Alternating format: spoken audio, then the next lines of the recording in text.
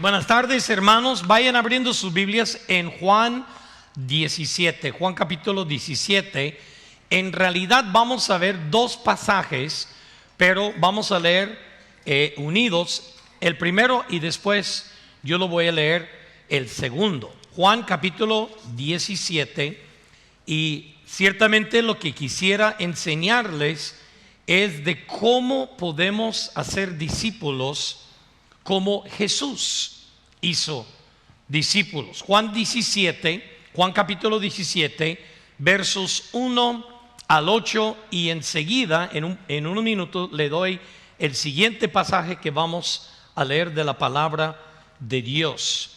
El domingo pasado estuve predicando en Dallas y tuve muy buen tiempo. Algunos de ustedes conocen el pastor Marco Murillo de la Ciudad de México, que ahora está en Dallas, y tuve el honor de estar predicando en la iglesia suya. Muy bien, vamos a ponernos de pie para dar lectura a la palabra de Dios. Juan capítulo 17, versos 1 al 8, y en reverencia al único libro que nuestro Dios jamás escribió, que es la Biblia, nos ponemos de pie para dar lectura. Yo estoy leyendo el pasaje en voz alta y ustedes la pueden seguir en silencio, pero vamos a poner mucha atención a lo que Dios dice. Estas son las únicas palabras perfectas que escucharemos en el transcurso de este sermón, porque las mías no lo son, pero las de Dios son totalmente perfectas, confiables y dignos de confianza. Note lo que dice. Estas cosas habló Jesús, levantando los ojos al cielo, y dijo: Padre, la hora ha llegado. Glorifica a tu Hijo, para que también tu Hijo te glorifique a ti, como le has dado potestad sobre toda carne, para que dé vida eterna a los que le diste. Y esta es la vida eterna, que te conozcan a ti, el único Dios verdadero, y a Jesucristo, a quien le has enviado. Yo te he glorificado en la tierra, he acabado la obra que me diste que hiciese. Ahora, Padre, glorifícame tú al lado tuyo con aquella gloria que tuve contigo antes de que el mundo fuese. He manifestado tu nombre a los hombres del mundo que me diste. Tuyos eran y me los diste, y han guardado tu palabra. Ahora han conocido todas las cosas que me has dado proceden de ti, porque las palabras que me diste les he dado, y ellos las recibieron y han conocido verdaderamente que salí de ti, y han creído que tú me enviaste. Y que Dios bendiga la lectura de su santa palabra. Vamos a orar, y le voy a pedir que en esta mañana le pides a Dios dos cosas muy importantes. Número uno, quiero que le pides a Dios que te enseñe algo a través del mensaje en esta mañana, a través de la palabra de Dios.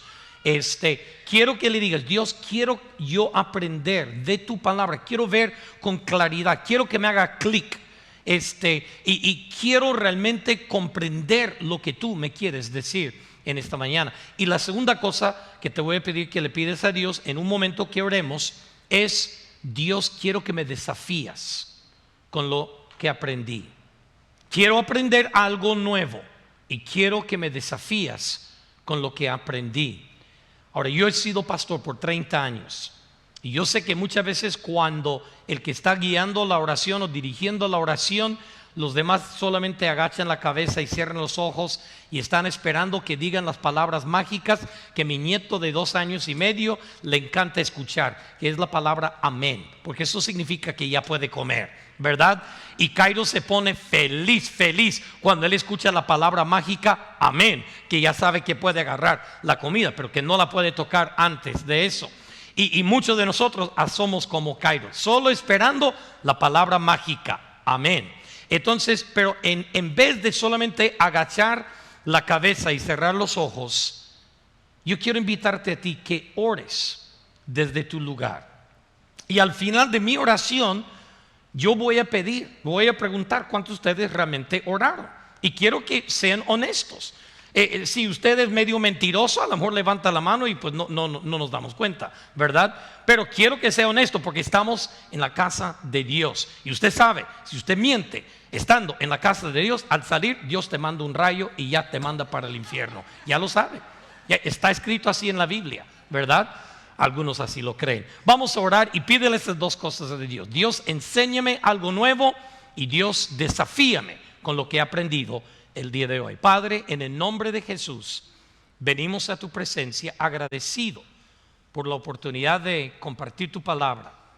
Y tal justo, Padre, que yo te he estado pidiendo toda esta semana, Señor, enséñame para poder enseñar a otros. Yo deseo aprender de tu palabra, pero Padre, también no solamente deseo aprender para yo enseñar a otros, para presumir si sé algo, pero Padre, quiero aprender para ser desafiado personalmente a cambiar. Por lo tanto, en esta mañana, Padre, te pedimos que no solamente nos enseñas, pero a través de lo que nos enseñas, nos desafías a tomar pasos decisivos, pasos diferentes que nos ayudan a implementar lo que hemos aprendido en esta mañana. Te lo pedimos en Cristo Jesús, nuestro Salvador. Amén y amén. ¿Cuántos oraron? Sean honestos. ¿Cuántos le pidieron eso a Dios? Amén. Muy bien, pueden tomar su asiento. Si esto fuera una película, el pasaje que acabamos de leer sería el momento más dramático en medio de la película. Ustedes saben cuando van al cine y usted no sabe lo que está por venir, lo que está al punto de acontecer, pero sabe que algo está sucediendo, porque como que baja la luz en el cine y la música empieza pum, pum, pum, pum, pum, pum, y tu corazón empieza a palpitar reciamente y no sabes lo que está, pero sabes que este es un momento dramático. El pasaje que acabamos de leer es un momento dramático.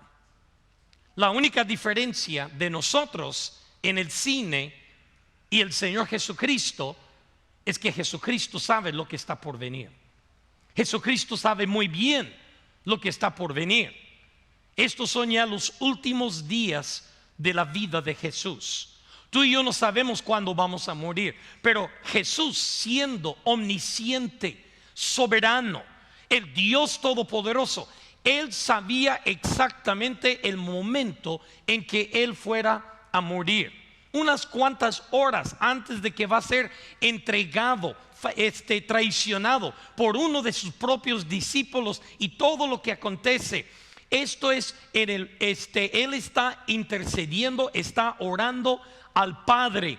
Y Jesús está orando por sí mismo y está orando por sus discípulos, por nosotros. Entonces, antes de que Cristo sea traicionado, juzgado injustamente, golpeado sin piedad, sentenciado a una muerte horrible en la cruz, en este momento Él se encuentra orando.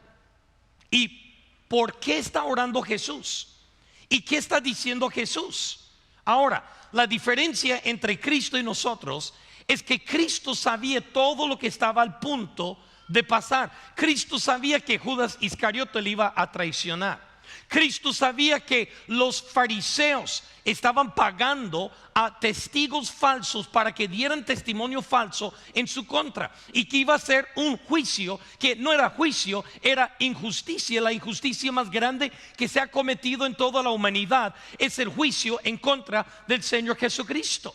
Cristo ya sabía que iba a ser golpeado, con un látigo 39 veces en la espalda, al punto de casi morir. Y luego sobre esa misma espalda iban a cargar una pesada cruz y le iba a cargar hasta Gólgota, pero cayéndose que Simón de Cirene iba a coger la cruz y él se lo iba a llevar el resto del camino, que lo iban a colgar en esa cruz y que iba a estar agonizando durante varias horas. Cristo ya sabía todo esto, pero nosotros no sabemos cuándo vamos a morir, no sabemos cómo vamos a morir. Y en esta hora Cristo está diciendo palabras como en el primer versículo que leímos: la hora ha llegado. Este ya es la hora. Esto ya es el final de todas las cosas. En los siguientes versículos, por ejemplo, el versículo 4 dice: yo te he glorificado en la tierra, he acabado la obra que tú me diste que hiciese. Y quiero decir algo muy importante aquí: no hay nada en la vida que clarifica el objetivo y el propósito y lo más importante de la vida como enfrentar la muerte. La muerte aclara el objetivo de nuestra vida. ¿Sabe por qué? Cuando una persona está al punto de morir, ya todas aquellas cosas que pensaban durante la vida que eran importantes, se dan cuenta, en realidad no eran tan importantes. Y las cosas que yo no tomé con mucha importancia son las cosas realmente más importantes. Y Cristo está llegando al punto de morir, y sin remordimiento, sin pidiendo de que Dios le alargue la vida. Ahora, yo quisiera decir que yo soy como Jesús en esta área de mi vida, pero si yo supiera que en unas cuantas horas yo iba a ser juzgado falsamente, injustamente, y luego crucificado de la forma más cruel, yo probablemente estaría rogándole a Dios: Dios, por favor, ten piedad de mí, ayúdame, todavía tengo años para predicar. Pero Cristo, a sus 33 años de edad, no está pidiéndole a Dios de que alargue su vida, que le guarde su vida, que le salve su vida. No está pidiendo venganza sobre el discípulo que le va a traicionar, los testigos falsos sobornados, los fariseos y toda la multitud que va a gritar: crucifícale. Cristo no está pidiendo justicia. Cristo está totalmente, 100% resignado a morir. ¿Por qué? ¿Porque Cristo quería suicidarse? De ninguna manera, por supuesto que no. Pero exactamente lo que Cristo dijo en los versículos que acabamos de leer: he acabado la obra que tú me diste para hacer. ¿En qué fue lo único en que Jesús invirtió su vida, que lo llevó al punto a darse cuenta de que Él había terminado su tarea aquí en la tierra? ¿Qué fue aquella cosa de que Cristo pudiera llegar a la muerte totalmente resignado, diciendo: Señor, no deseo que me alargues la vida, no deseo que tomes venganza sobre los que me quieren hacer maldad, no deseo que me rescates de la cruz? Cristo llega y dice: la hora ha llegado, he terminado la obra que tú me diste para hacer.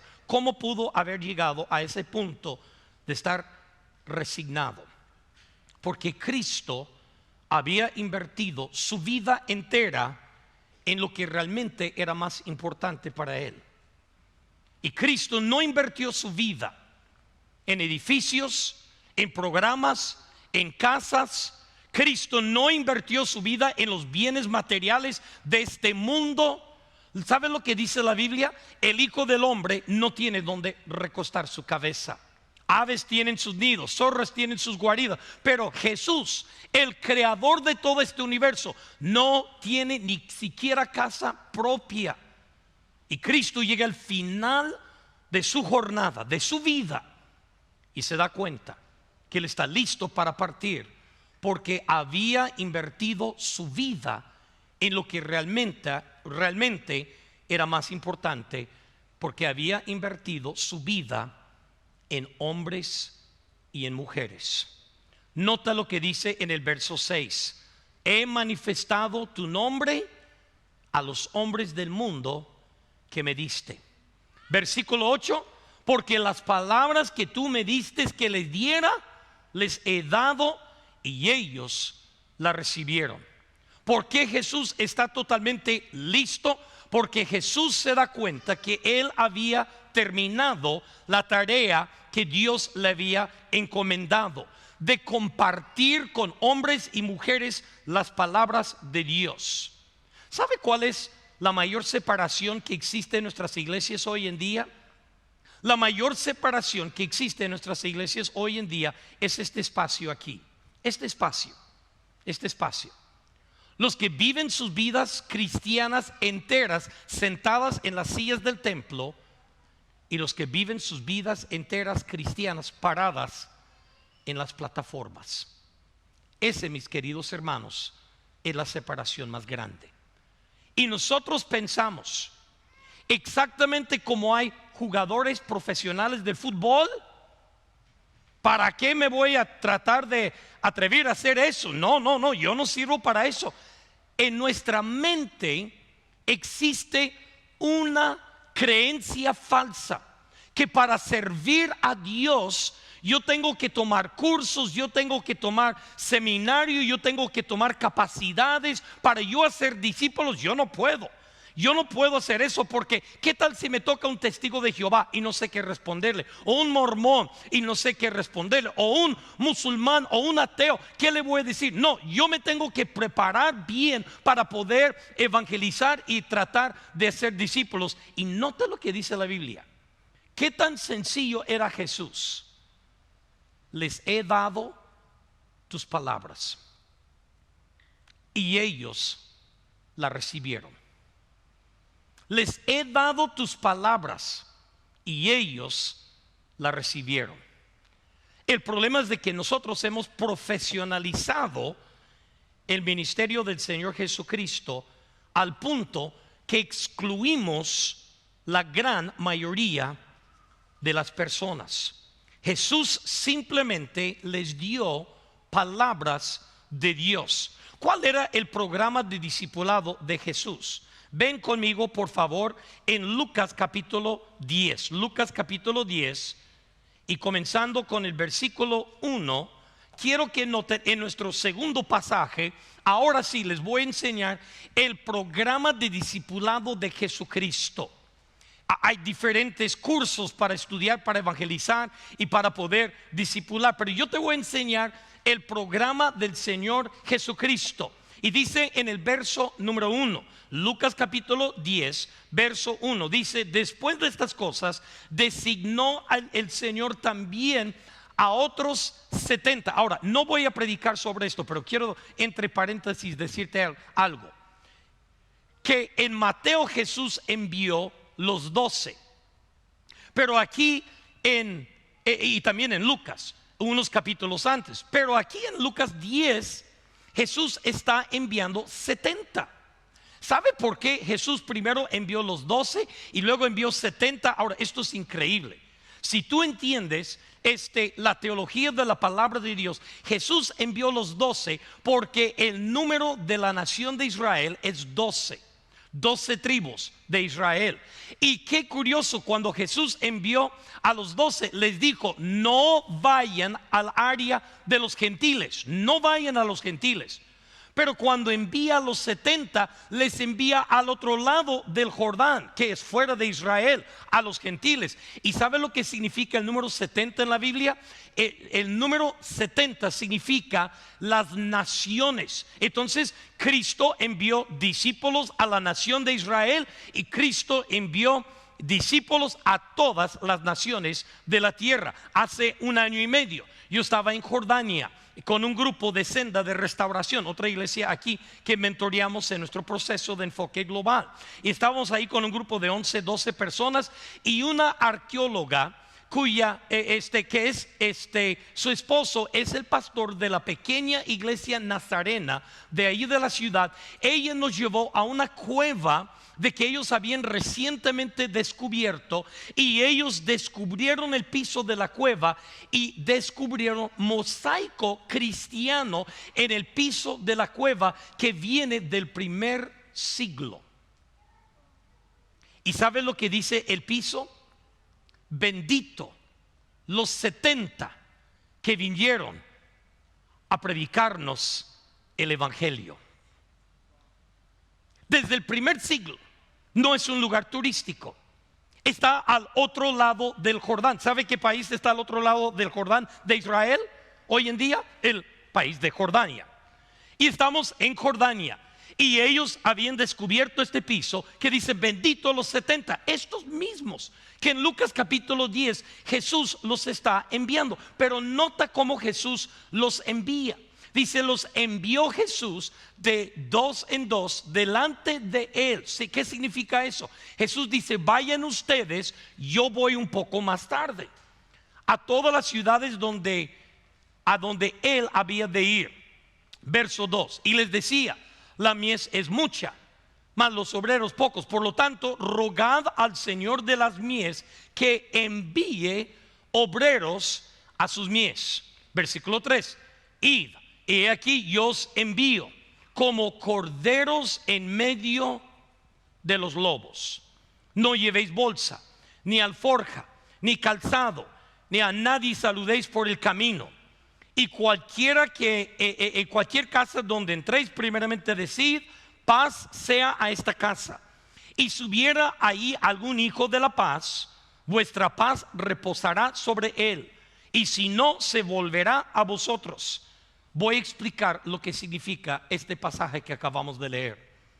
Y posad en aquella misma casa, comiendo y bebiendo lo que os den, porque el obrero es digno de su salario. ¿Cuántas veces no citamos ese versículo? El obrero es digno de su salario, pero realmente lo sacamos totalmente fuera del contexto. Voy a explicar el contexto en el cual se encuentra. No paséis, versículo 7 final, no paséis de casa en casa, y en cualquier ciudad donde entréis y os reciben, comed lo que os pongan adelante, sanad a los enfermos que en ella hay, decidles se ha acercado a vosotros el reino de Dios. Mas en cualquier ciudad que entréis y nos reciben, saliendo por la ciudad, decid, aún el polvo de vuestra ciudad se nos ha pegado a vuestros pies, lo sacudimos en contra de vosotros, pero esto sabed que el reino de Dios se ha acercado a vosotros. Ahora, aquí encontramos el plan de Cristo de poder evangelizar y hacer discípulos a las personas. Ahora, notan muy interesante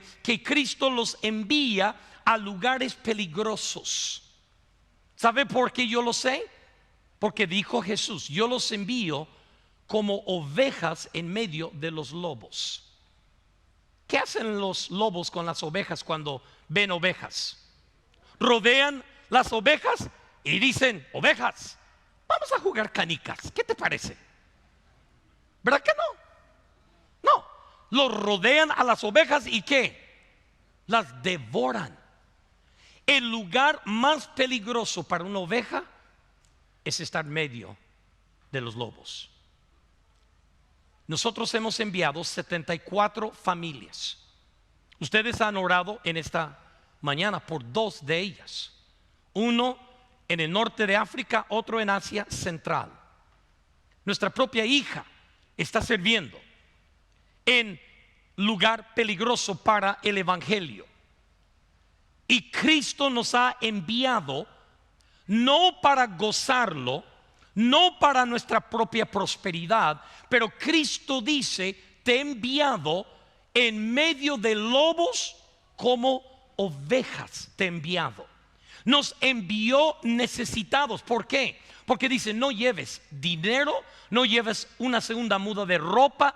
En otras palabras, hazte necesitado de las personas a quien te he enviado. Y les dijo que solamente hablaran a las personas interesados en la paz. Ahora, tienes que entender la cultura del Medio Oriente. Yo he estado en el Medio Oriente más veces que no, más de 50 veces. Hemos estado en diferentes lugares. He tenido la dicha de llevar a algunos de ustedes que están aquí al Medio Oriente y Asia Central. Pero en el Medio Oriente la cultura de la hospitalidad es uno de los valores más grandes que existen. Entonces, cuando llega un extranjero, un visitante, un fuereño, como decimos en México, cuando llega un fuereño a la ciudad, entonces, y la gente se da cuenta, inmediatamente alguna familia debería de ir y decirle, queremos que vengan a hospedar en nuestra casa. Por ejemplo, ustedes han leído la historia de Jesús en la Navidad y dice, no había lugar para él en el mesón. ¿Sabe lo que nosotros nos imaginamos que es un mesón? Como un hotel. ¿Sabe que el mesón no es un hotel? ¿Sabe por qué? Porque no había hoteles en aquel tiempo. El mesón número 6, ¿verdad? El motel 6, ese es el económico.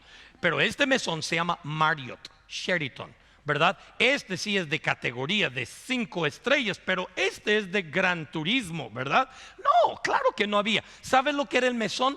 Era el cuarto de huéspedes que todas las casas tenían para recibir huéspedes en su casa. ¿Por qué? Porque en el Medio Oriente una de las culturas, uno de los valores de su cultura es el recibir huéspedes en su casa, porque es una cultura totalmente hospitalaria. Ahora, note lo que dice Jesús.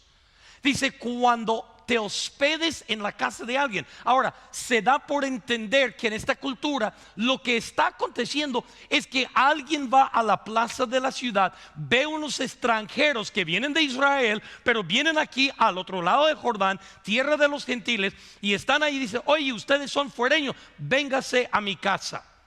Dice, véngase a mi casa. Y cuando vas a la casa, dígales, la paz de Dios repose sobre esta casa.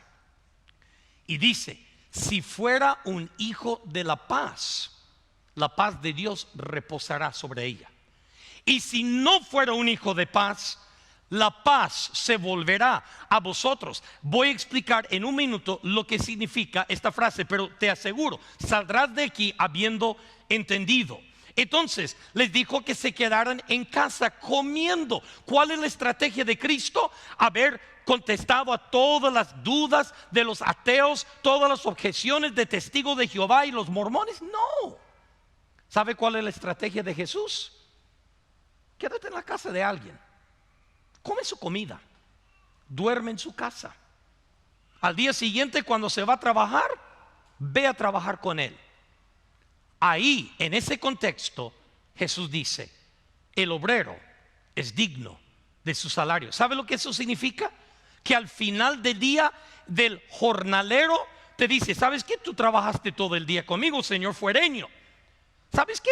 Te voy a pagar lo que pagamos a los jornaleros. Y dice la Biblia, recíbelo, porque te envié sin nada. Te envié sin ropa, te envié sin dinero, sin calzado. Entonces recíbelo. El obrero es digno de su salario. Entonces, ¿cuál es la estrategia de Jesús en cuanto a ser discípulos? Es de buscar una persona de la paz, ahorita le explico, y quedarse en la casa de esta persona. Come lo que os den, ve a trabajar con él, trabaje con él. Cuando te pague, recibe el dinero. En otras palabras, vivir la vida con esta persona. El problema es que nosotros queremos profesionalizar todo el ministerio. Queremos tomar sin fin de cursos y queremos poner ropa especial para poder salir a evangelizar. Queremos ponernos una corbata y queremos salir bien preparados con nuestro maletín y nuestra cabeza llena de entendimiento a todas las objeciones que nos pueden dar. Y ¿sabe lo que Cristo dice? No, quédate en su casa, come, bebe, ve a trabajar, conversa. ¿Sabe lo que va a salir a flote? Conversación natural. Conversación natural. Y en este contexto, dice Jesús, es cuando le vas a dar la paz de Dios. Dice en el versículo 9, si hay enfermos, sana a los enfermos. Y dígales, se os ha acercado el reino de los cielos. Y si en cualquier ciudad no los quieren recibir, no te salgas ahí todo desinflado, todo apachurrado, todo agüitado. ¿Sabe lo que Jesús dijo?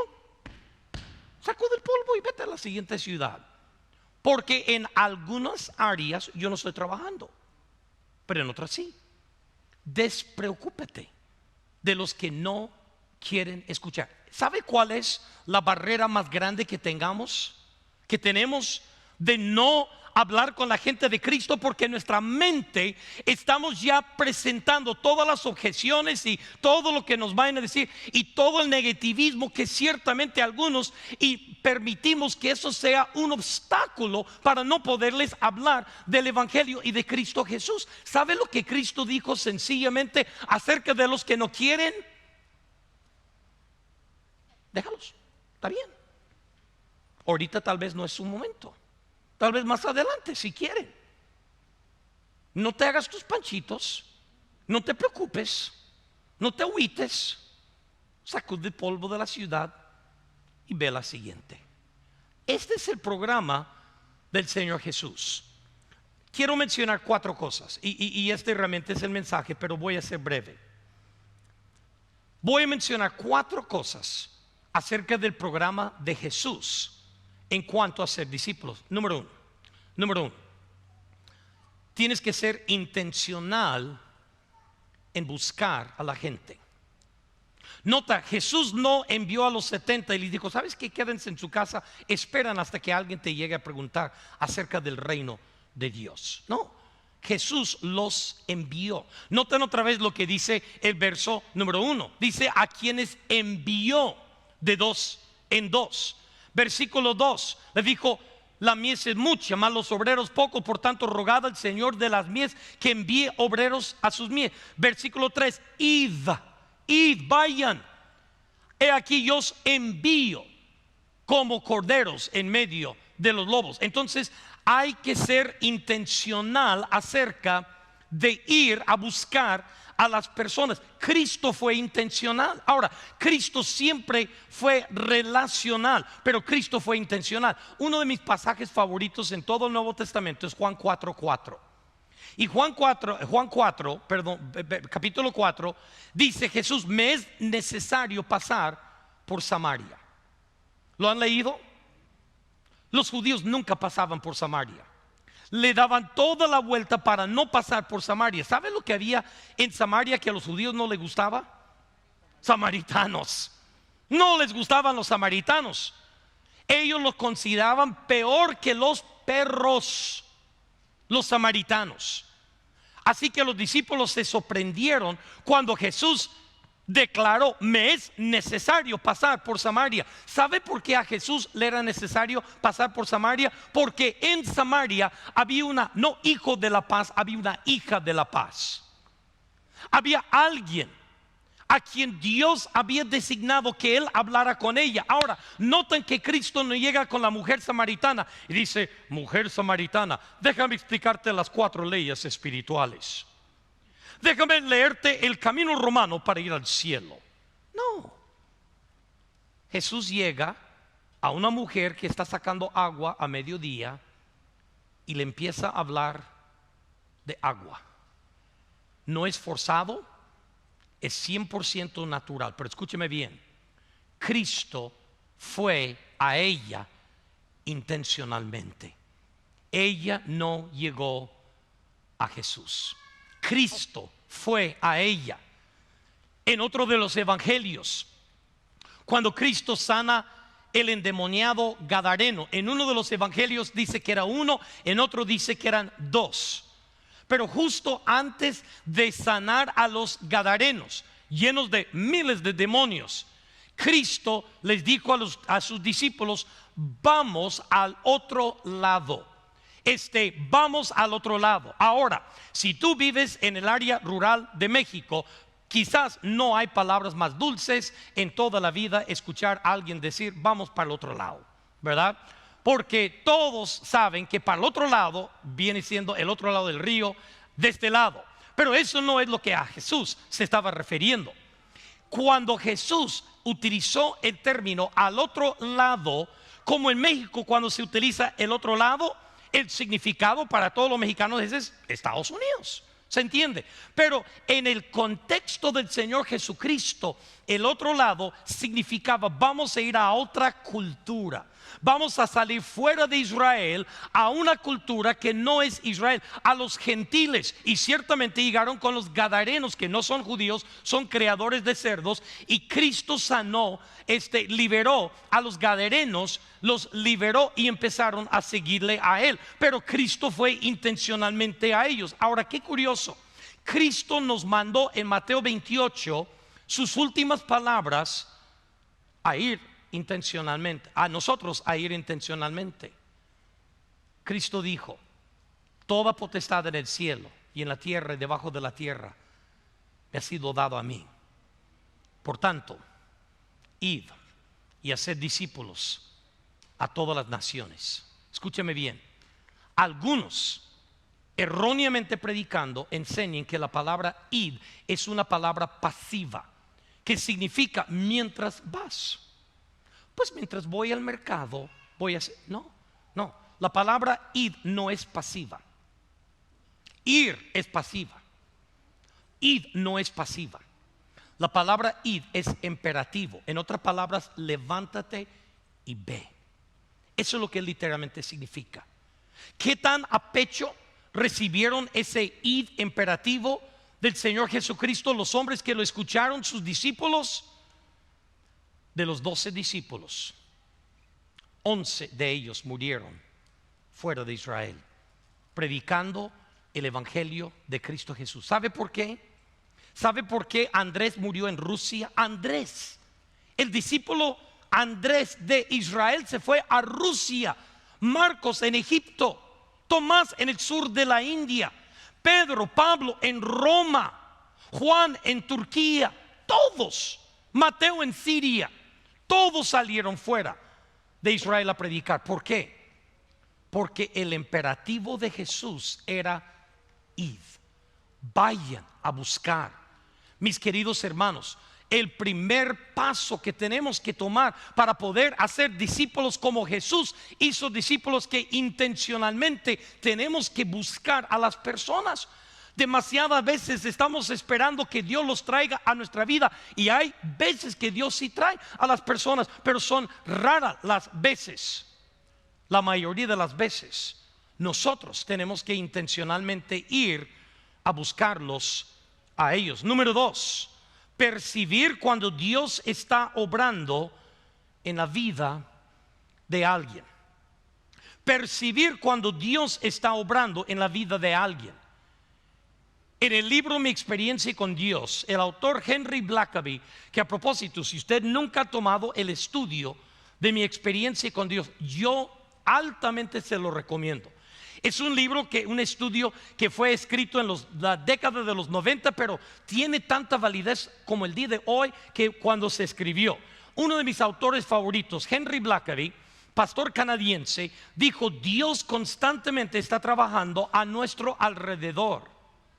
Nuestro trabajo no es iniciar. ¿Sabe por qué la mayoría de la gente se asusta cuando piensa en evangelizar o hacer discípulos? Porque piensan: de mí depende iniciar en esa persona el interés de las cosas de Dios. ¿Sabe lo que dice Henry Blackaby? Nuestro trabajo no es iniciar.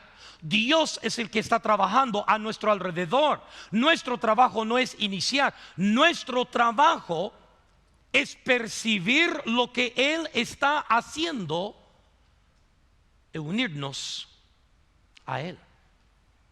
Déjame ser muy claro: Dios está trabajando alrededor tuyo. En tu barrio Dios está trabajando. En tu lugar de empleo Dios está trabajando. En tu escuela Dios está trabajando. En tu familia Dios está trabajando. A ti y a mí no nos toca nosotros crear el interés de Jesús en ellos. Nos toca ser perceptivos cuando Dios está obrando en su vida. Ahora tenemos que ir. Los discípulos, los 70, fueron a la ciudad, pero Cristo claramente les dijo: no vayan de casa en casa. ¿Por qué Cristo les dijo que no fueran a todas las casas? Porque Dios dijo: yo no estoy trabajando con todos, pero estoy trabajando con algunos. ¿Cómo podemos saber si Dios está obrando? Cuando alguien tiene suficiente amor por Dios, que cuando ven un extranjero de Israel en la plaza de su ciudad gentil, en vez de sentir, no hombre, ese es judío, no quiero nada con él, así hicieron algunos. No, algunos pasaron por alto el racismo, a veces natural, que todos los seres humanos tenemos. Y algunas personas fueron a la plaza y dijeron, ¿sabes qué? Señor judío, véngase a mi casa. Véngase a mi casa. En mi casa te vas a hospedar. Y Dios dice, para cerrar con broche de oro, si quieres saber si realmente estoy trabajando en su vida, dígales, la paz de Dios esté sobre vosotros. Y si ellos te responden, y la paz de Dios esté sobre ustedes, dice, entonces, ¿sabe por qué? Porque una persona que desea paz de Dios es alguien que Dios ya está trabajando en su vida. Dios ya está obrando. Mis queridos hermanos, tú no tienes que iniciar la obra de Dios en las vidas de las personas. Tú no eres Dios. Yo no soy el Espíritu Santo. Dios ya está trabajando constantemente. Dios está trabajando. A mí no me toca iniciar, a mí me toca percibir cuando Dios está trabajando. Y una persona que es sensible a la paz de Dios, que solo viene a través de Cristo, es una persona que Dios ya está trabajando en su vida. ¿Por qué? La oración es uno de los factores claves para discernir. Yo quisiera decir que yo tengo la sabiduría suficiente para poder discernir, pero no la tengo. ¿Sabe lo que tengo que hacer? Tengo que orar. Tengo que decir, Señor, ayúdame. Ayúdame a mí tener la percepción espiritual de saber cuando tú estás obrando en la vida de alguien. La semana pasada yo estaba en Amarillo, Texas. Mi concuña, que estaba casada con mi cuñado, el hermano menor de mi esposa, se llamaba Edgar. Él falleció hace 5 años en un accidente automovilístico. Él era pastor. Y mi cuñado, varios años después, se casó con otro hombre. Pero el hombre no es cristiano. Es excelente hombre. Me cae súper bien. De hecho, lo quiero tanto como si fuera mi cuñado. Realmente es buena persona. El miércoles en la noche de la semana pasada, yo me quedé tirando anzuelos al agua. Quedé echando carnada al agua a ver si Luis pescaba algo. Y todavía no. ¿Por qué? A mí no me toca crear el interés en el corazón de él para las cosas de Dios. Ese trabajo corresponde a alguien mucho mayor que yo, Jesucristo. Le corresponde a Cristo, no a mí. Le corresponde a Cristo. Pero ¿sabe lo que a mí sí me corresponde? Percibir cuando Dios está obrando en el corazón de alguien. Número 3, y me faltan 2 puntos más. Le digo para el teclista para que él sepa que va a estar tocando un buen rato si sigue tocando. Está bien, puede tocar, a mí no me molesta, pero va a estar tocando un buen rato, sí. A mí me encanta que toca mientras yo predique, pero yo voy a terminar. Número 3, aprovechar las oportunidades de servir y ministrar. Qué interesante. Jesús le dijo, cuando vayas a la ciudad y hay enfermos, sana a sus enfermos. La forma de que Jesús nos enseñó a ser discípulos es ir intencionalmente, percibir cuando estoy obrando en la vida de alguien y luego servir. ¿Sabe lo que pasa? La mayoría de nosotros estamos buscando plataformas para predicar e ignoramos las plataformas para servir que Dios nos está dando. ¿Quieres una plataforma de predicar? Crea una plataforma de servicio. Y la misma plataforma de servicio te dará una oportunidad de predicar el evangelio de Cristo Jesús.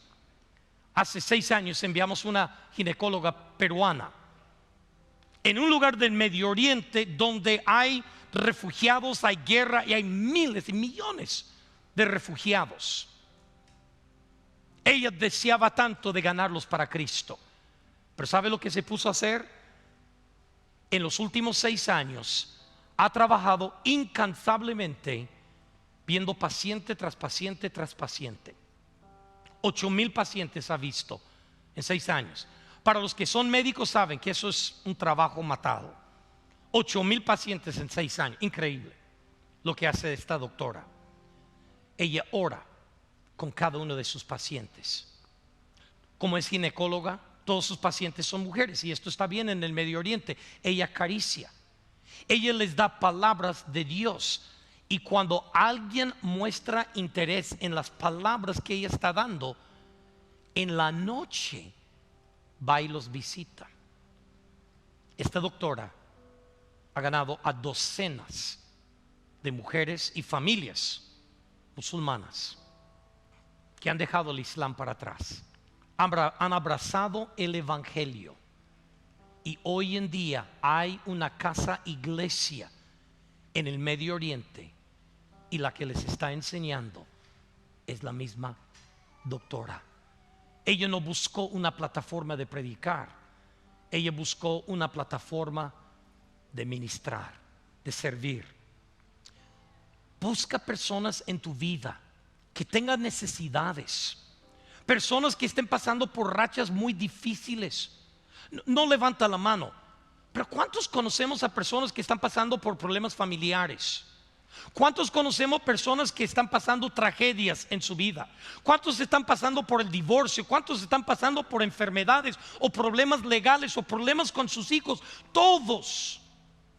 En vez de buscar una oportunidad de decir, ok, ahora sí te voy a predicar el Evangelio, busca una oportunidad de ayudarlos.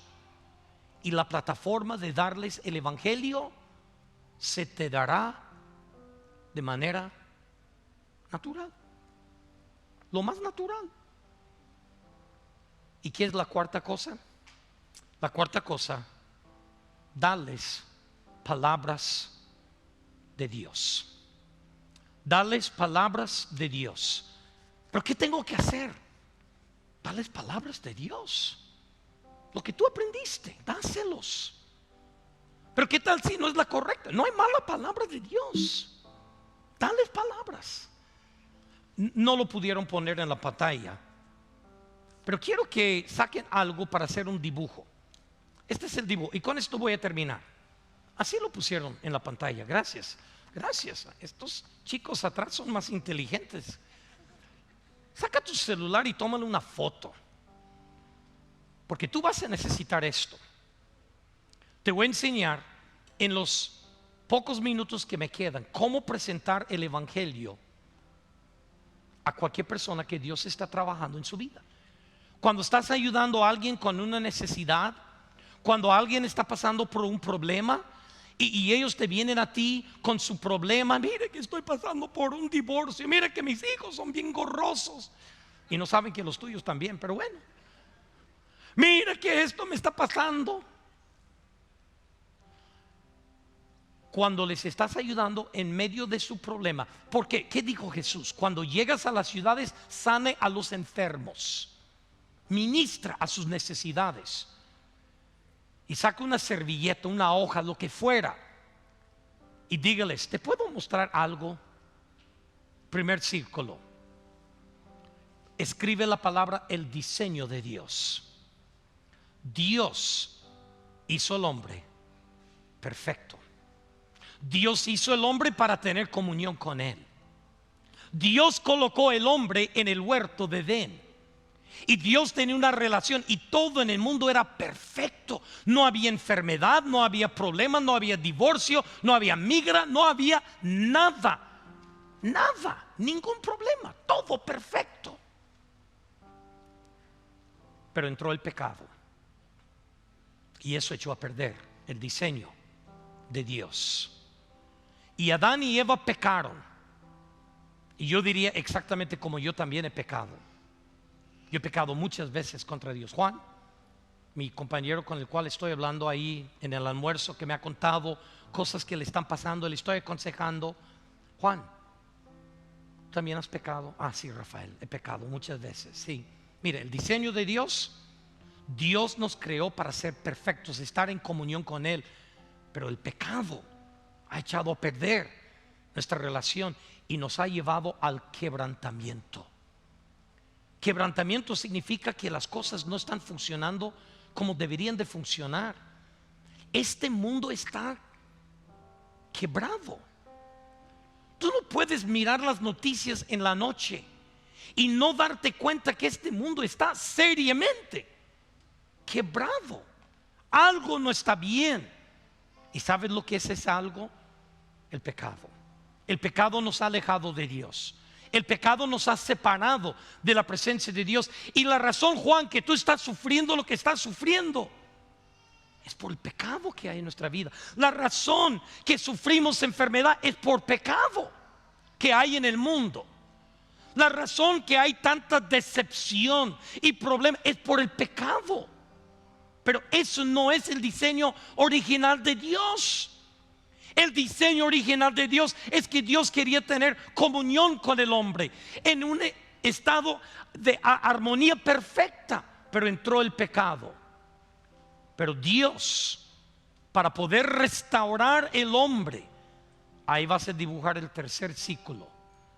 Envió Jesucristo y en ese tercer círculo vas a escribir las palabras, las buenas nuevas o el evangelio. Y Jesucristo, tomando forma de hombre, quien es Dios 100% perfecto, asumió la culpabilidad de todo nuestro pecado, de cada pecado que hemos cometido. Juan, todos los pecados que tú has cometido, Jesucristo los asumió. ¿Para qué? Para restaurarnos al diseño original de Dios. Hermanos, ahí en 3-4 minutos les acabo de explicar cómo ustedes pueden dar a cualquier persona que perciben que Dios está obrando en su vida, a quien están ministrando, en medio de ministrarles, con una hoja, con una servilleta, haciendo 3 círculos, le puedes dar las palabras de Dios. ¿Es factible que todos nosotros hagamos discípulos? Claro que sí. Y un día vamos a compadecer ante Dios. Un día se dirá de nosotros: la hora ha llegado, has terminado tu tarea aquí en la tierra. La pregunta es esta: ¿habrás invertido tu vida en hombres y en mujeres haciendo discípulos como Jesús hizo discípulo? ¿O habrás invertido toda tu vida en cosas que en este momento de tu muerte te darás cuenta que no valieron la pena? Lo único que yo me puedo llevar al cielo no es mi carro, no es mi casa, no es mi ropa, ninguna de las cosas que para mí quizás yo pienso que hoy en día son importantes. Lo único que me puedo llevar para el cielo son las personas que yo he ganado para Cristo.